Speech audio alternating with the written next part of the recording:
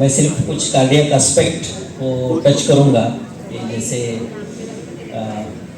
Marathon runners को तो उसकी ज़रूरत नहीं है, सब ट्रेनिंग लेके आते होंगे। और एक सबसे इम्पोर्टेंट कार्डियक एस्पेक्ट में हम हमेशा लोगों को बोलते हैं कि sudden excessive exercise is the commonest cause of death. Okay, तो कोई भी उठ के आज मैं यहाँ आया और मैराथन को दौड़ना चालू कर दिया तो तय है कि मैं रीच नहीं पकड़ पाऊंगा उसको। तो ये बहुत इम्पोर्टेंट चीज़ है कि जो कुछ भी आप एक्सरसाइज करते हो उसको स्लोली एंड ग्रेजुअली प्रोग्रेस करते करते बढ़ाना है आगे। मैराथन स्टार्ट भी होता है तो भी एक स्टेप से ही चालू हो जाता है। First step is walking, just walking, और उसको फिर धीरे धीरे बढ़ाते बढ़ाते you can go for jogging, then short runs of jogging and then further progress. जैसे भी फिजियोथेरेपिस्ट है या आपके कोच हैं, उनके गाइडेंस के बिना मैं बोलूँगा नहीं कि आप ये चीज़ करनी चाहिए। जस्ट फोटोज़ आते हैं और आप अपलोड कर सकते हैं, मीडिया में दे सकते हैं। इसका प्रलोभन के प्रति आप दौड़ना नहीं चाहिए।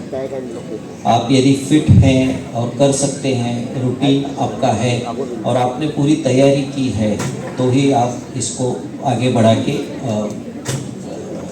चालू करो और फिर आगे चलकर उसका आपको डेली उसके एक्टिविटी में भी रहना चाहिए।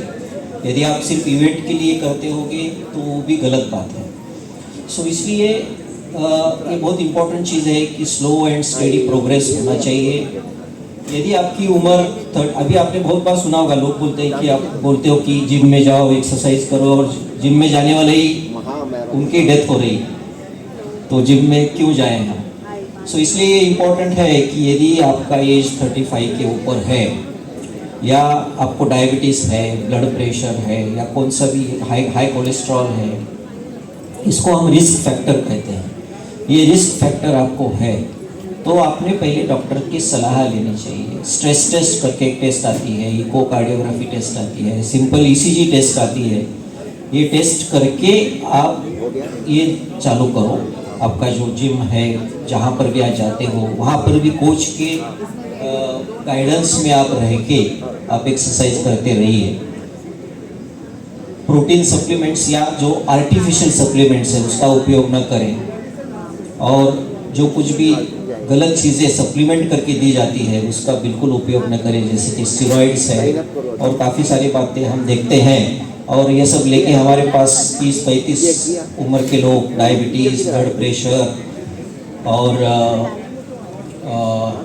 काफ़ी सारी बीमारियों से आते हैं, क्योंकि इसका इस्तेमाल पहले दिखता नहीं बट 4-5 सालों में वो पूरा दिखने लग जाता है उसके दुष्परिणाम। तो जो नेचुरल सप्लीमेंट्स है, मैं स्पेशली प्रमोट करता हूँ कि नेचुरली आपके खाने पीने में उसका उपयोग होना चाहिए। प्रोटीन सप्लीमेंट भी आपने जितने नेचुरल हो सके उतना ही रखना चाहिए। बाकी आपने अभी बहुत प्यारा टॉक सुना कि क्या तैयारी आपकी क्या होनी चाहिए, क्या क्या आपने प्रिकॉशन लेने चाहिए, पानी कितना पीना चाहिए, इलेक्ट्रोलाइट कितना होना चाहिए, सारी चीज़ें बहुत इम्पोर्टेंट है।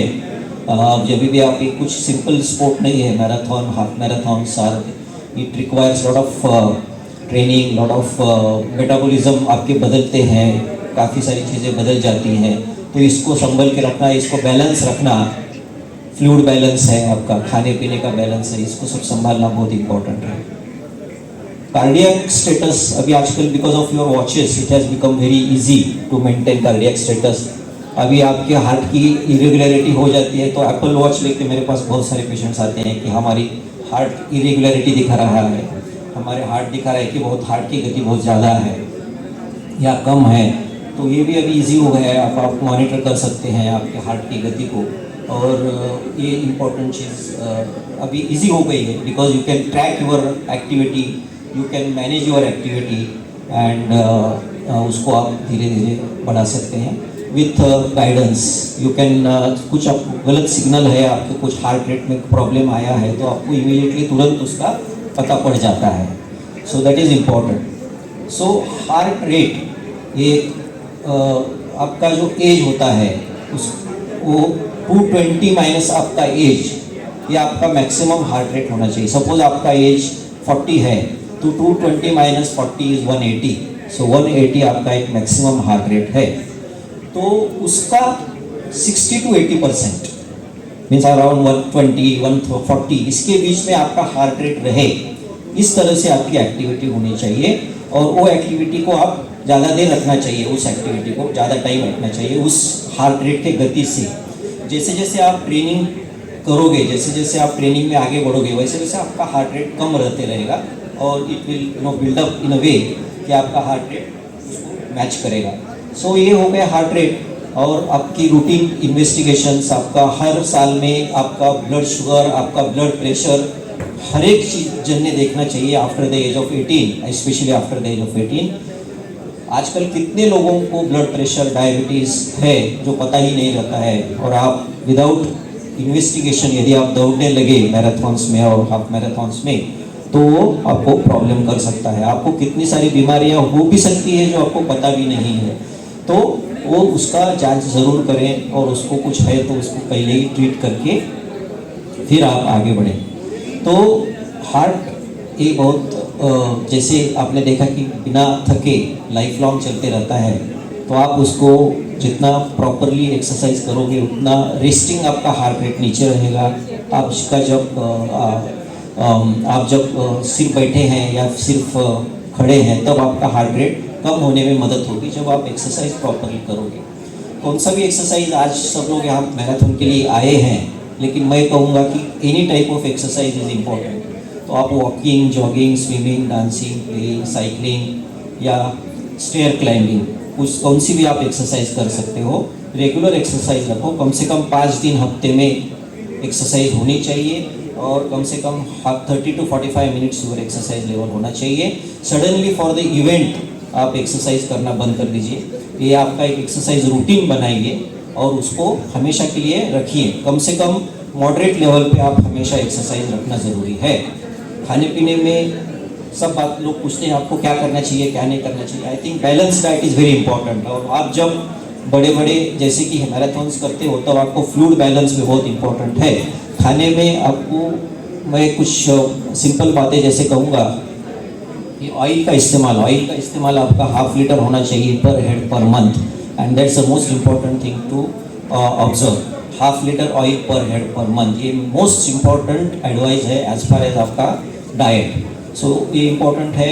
बाद में रेड मीट का इस्तेमाल जरा कम होना चाहिए. You can have white meat and fish. You can have more of fish in your diet, which is good for heart actually, but not shellfish again. So that is important for protein का intake के लिए भी you can have these kind of things which is natural, and I think natural is most important. As far as possible artificial proteins का इस्तेमाल कम करिए. Second thing, if you are on some medication, आपका सभी कुछ है, diabetes है या हाइपरटेंशन है, फिर भी मैं कहूँगा कि आप ये सब कर सकते हैं, सब एक्टिविटीज़ कर सकते हैं. लेकिन कौन सा भी प्रॉब्लम आपको है, कोलेस्ट्रॉल है, तो उसको कंट्रोल में रखना चाहिए. कंट्रोल मीन्स क्या कि नॉर्मल आदमी के जैसा. सपोज आपका ब्लड प्रेशर है तो ब्लड प्रेशर 130/80 के नीचे रखना चाहिए. डायबिटीज़ है तो डायबिटीज़ नॉर्मल लेवल पे रखना चाहिए. कोलेस्ट्रॉल है तो उसको नॉर्मल लेवल में रखना चाहिए. उसके लिए आपको यदि कुछ मेडिसिन लेना पड़े तो वो मेडिसिन लेके उसको नॉर्मल लेवल में रखें, तो उसको हम रिस्क फैक्टर कंट्रोल कहते हैं. सो ये करेंगे, इतना सब संभालेंगे तो आप any type of game is just cake walk for you. Thank you. और कुछ आपको क्वेश्चन है तो मैं हूँ यहाँ पर. थैंक यू खलील भाई again. Thank you.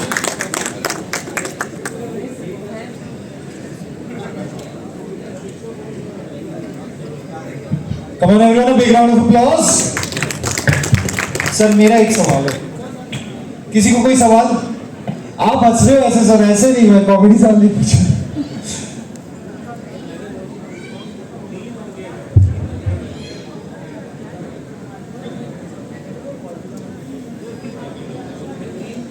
So, sir, my question to you is specifically stress को लेकर the only thing on stage like you mention majorly I have been very honest on stage as a performer मुझे वो चाप नहीं है stage पे आके but उससे पहले जो स्ट्रेस होता है ना the mind runs faster than the body if I could summarise it that way anxiety बोल लीजिए जो भी बोल लीजिए पर वो सोने नहीं देता ढंग say that is I think what is stress is right मतलब आके यहाँ पे जबरदस्त मजा आ रहा है बट उससे पहले आई होप आई कैन मतलब मैं आपको समझा पा रहा हूँ सर स्ट्रेस ऐसा है कि जो चीज़ आपको पसंद है वो आप करते होंगे तो वो स्ट्रेस नहीं है और जो चीज़ पसंद नहीं है उसको 1 घंटे भी करेंगे तो स्ट्रेस है अच्छा तो फिर मुझे क्यों हो रहा है stress so you have to get over it मतलब मैंने पता है बमन ईरानी जी से लेके काफी और कॉमेडियन से भी बात की बट दे आर लाइक हमें भी होता है चढ़ने से पहले वो धक धक या जो भी उसको बोलते हैं व्हाट इज दैट देन जैसा आप उसको रेगुलर आप इसको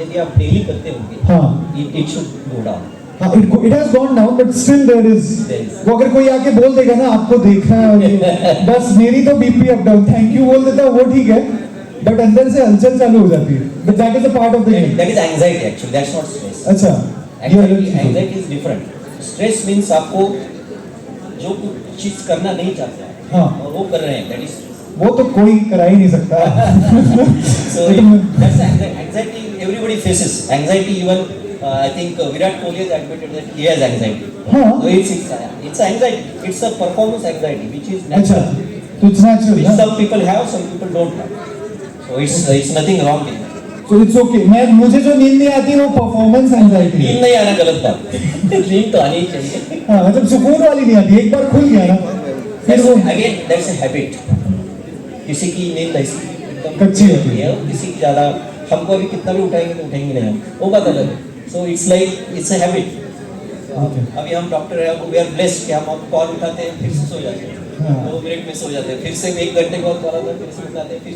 किसी को उठने के बाद नींद ही नहीं आती हाँ वो चक्कर उसने है डॉक्टर बनना नहीं चाहिए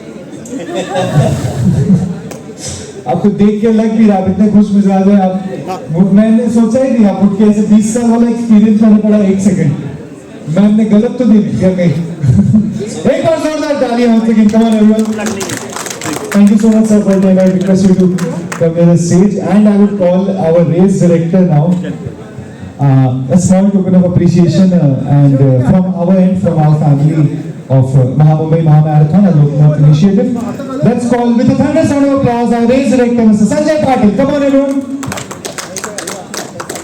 a small token of appreciation from our end